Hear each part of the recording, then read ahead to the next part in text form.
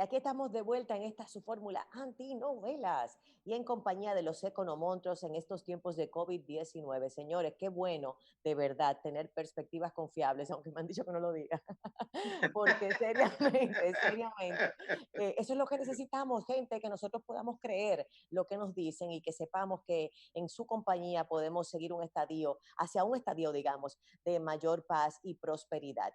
Estos tiempos son muy retadores y les preguntaba a José Alfredo Guerrero, que nos ha estado hablando de los fondos de la AFP, y también al queridísimo Rafael Espinal sobre estos desafíos.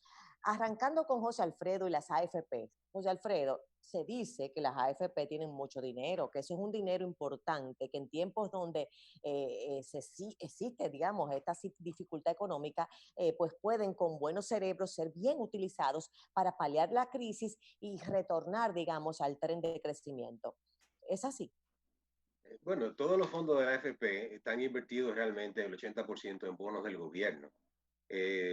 Ya esa inversión está, o sea, lo que ellos tienen como parte líquida no es tanto. Tienen 50.000 millones en menos de un año que sí se pueden utilizar, pero ahí son básicamente para el plan que hablamos, ¿no? O sea, de poder auxiliar a cotizantes y afiliados que tengan problemas.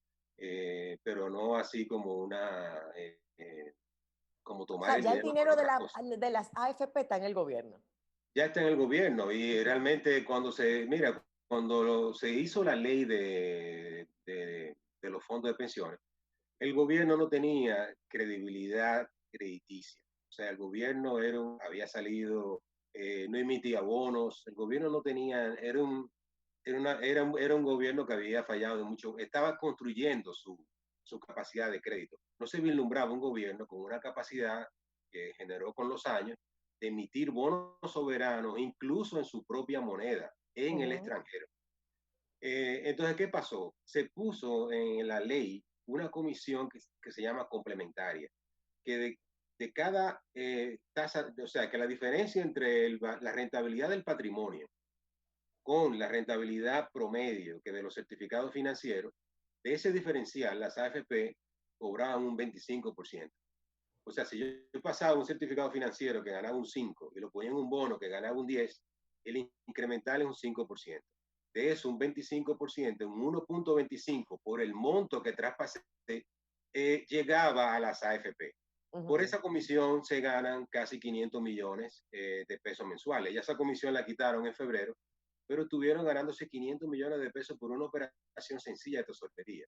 Eh, las AFP en el futuro después del coronavirus tenemos realmente que romper el club de los 7. Hay 7 empresas que manejan los fondos. ¿Por qué tienen que ser 7? ¿Por qué no liberalizarlo?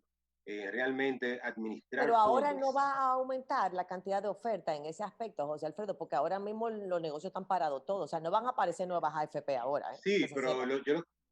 ¿por qué no? Nadie sabe, porque En una de este las cosas momento, donde está todo el mundo en cuarentena, piénsalo, no no, creo. no, pero yo digo cuando se reactive la economía, de lo que Ah, tenemos que hacer es eliminar sectores de la economía dominicana donde hay tanto rentismo, donde hay tantas rentas altas. La AFP es una de ellas. ujú. Entonces, ¿cómo se rompen las rentabilidades exageradas? Con la competencia, permitiendo más entrada de profesionales y de empresas Eso es pequeñas que puedan post-COVID. manejar. Eso es post-COVID. Pero Pero mientras tanto, se puede empezar desde ahora. se puede empezar. Eso yo quiero que lo analicemos el martes que viene. Con el profe Rafael Espinal, ¿qué podemos decir, Rafael, para de alguna manera recapsular o recap, como dicen, todo esto que hemos ido de alguna manera definiendo, desafiando ante el nuevo reto de esta economía? ¿Cuál es Mira, el impacto del PIB, del Producto Interno Bruto, y cómo se puede de alguna manera transformar esa realidad? mira, la economía dominicana ha dado muestras de ser una economía, como se dice en el lenguaje moderno, resiliente, es decir, con capacidad de recuperarse, de sobrevivir a situaciones muy difíciles. Por ejemplo, en el 2008, cuando la crisis financiera, todas las economías de Centroamérica tuvieron un crecimiento negativo, es decir, decrecieron. Sin embargo, la economía dominicana creció poco durante 2 años, pero siguió creciendo y mantuvo una cierta estabilidad en medio de una crisis que se considera la crisis más grande de la economía después de la del 2020, de 1929. Esta crisis de ahora es una crisis sin precedentes, es decir, es una crisis totalmente Y fuera mundial, a todo el mundo al mismo mundial tiempo. y fuera de todos los libritos. Es decir, aquí no vale la teoría económica porque es una crisis que tiene una característica muy particular, es que tiene una situación por el lado de la demanda y por el lado de la oferta. Ahora, ¿cuánto va a poder recuperar la economía dominicana? Yo pienso que depende mucho en primer lugar, del sector turismo. El turismo es clave para la economía dominicana. En segundo lugar, de la solidaridad de nuestros compatriotas en el extranjero que sigan enviando remesas como lo han hecho durante muchos años. Son las dos fuentes más importantes de ingreso de la economía dominicana. Yo creo que las zonas Y del francas bolsillo, Rafael, de los capitalistas del país, del bolsillo para de alguna manera blanda financiar las cosas hasta que la economía pueda reenganchar. Porque tanto el ambiente turístico como otros ambientes comerciales se han transformado y no sabemos hasta cuándo. Entonces hay otras industrias como en el aspecto de los alimentos y otra serie bueno, vamos a decir combustible, aunque han bajado el petróleo, que sí son urgentes y necesarios y que siguen su demanda. Y de hecho, los alimentos han aumentado, tú lo sabes, a nivel de distribuidores. Entonces, pregunto yo, ¿no tendríamos que redefinir la forma de invertir? sí, De forma que haya más liquidez hasta que podamos volver a regularizar a un nuevo normal.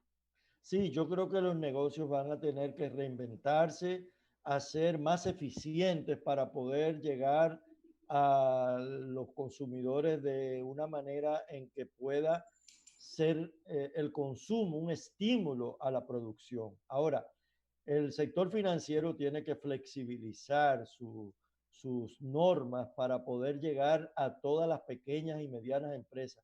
La mayor preocupación del gobierno tiene que ser reactivar la economía que hoy día es informal, esa economía pequeña, mediana, esos productores agrícolas, acudir a ellos. Para eso el gobierno tendrá que endeudarse.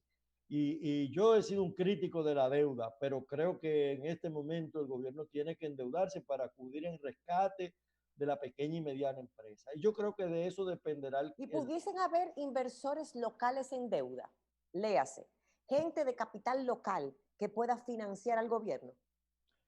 bueno, de hecho, los bonos que el gobierno coloca lo compran quienes tienen ahorros. Y yo creo Ahora, que correcto. el gobierno tiene la capacidad de poner, por ejemplo, en manos del público unos 1.000 millones o 2.000 millones, el equivalente en dólares y pesos para que sean adquiridos por aquellos inversionistas. Y con ese dinero entonces acudir en rescate de la pequeña y mediana empresa. Yo creo que de eso va a depender el futuro del crecimiento económico. Pienso que este año es un año de decrecimiento, indudablemente. La economía no va a crecer, pero que el choque no sea un choque muy violento. Y tengo mucha esperanza de que en el 2021 la economía dominicana retornará a su senda de crecimiento poco a poco. ¿Cuáles serán aquellos sectores desde hoy en día que de alguna manera podrán, como decías tú, Rafael, y al mismo José Alfredo, solventar los déficits de industrias que están viéndose afectadas hoy en día, fruto del COVID? Sí, mira, yo creo que el sector de alimentos es el sector fundamental al cual hay que estimular. El sector de alimentos hay que retornar nuevamente también a nuestro sector. Fíjate una cosa curiosa, lo que llaman la economía naranja, la economía de la diversión. Yo creo que en la medida en que vayamos abriendo las puertas, nosotros tenemos que recuperar el ritmo de esa economía, que es una economía subterránea que parece pequeña, pero ahí están desde los bachateros hasta los peloteros. Es decir, aquí hay academias de béisbol, aquí hay academias de música, aquí hay una gran actividad de lo que llamamos economía naranja, economía de servicios. Yo creo que el gobierno tiene que apoyar toda esa actividad que va a desarrollarse porque después de 40 o 50 días aquí todos trancados, En algún momento tendremos que salir a dar una bailadita o a escuchar.